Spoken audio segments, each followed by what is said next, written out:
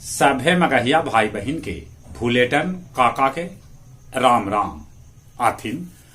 मगहिया खबर में सुनथिन देश दुनिया के खबर। भारत गाड़ल कामयाबी के झंडा।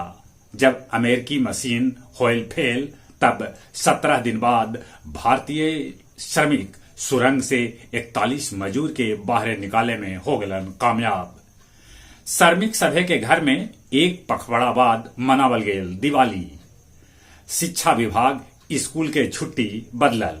कैकन छुट्टी एकरा में जोड़ल गेल त कैकन छुट्टी में कैल गेल कटौती।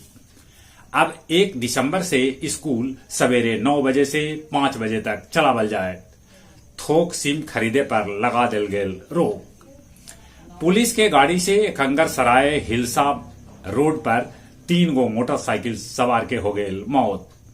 बक्सर में वसूली करैत एएसआई और 3 गो पुलिसकर्मी के रंगों हाथ पकड़ल गेल। सभे के कर देवल गेल सस्पेंड। धर्मगुरु दलाई लामा 20 सितंबर तक बोध गया में आ सकत। कैकन होम्योपैथिक डॉक्टर के नेपाल में कैल गेल सम्मानित।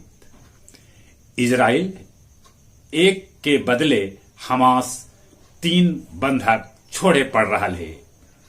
दुनिया भर में कोयला से बिजली उत्पादन दिनों दिन कम हो रहा है।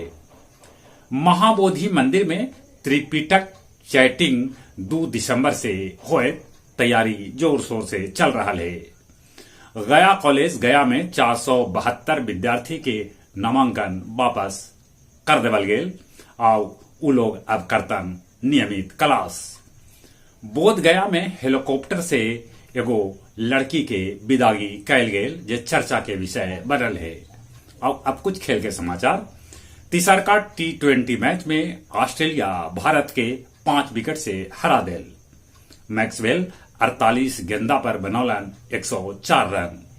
गायकवाड़ के शतक हो गेल बेकार। बांग्लादेश न्यूजीलैंड के खिलाफ 9 विकेट पर बनौलक 310 रन।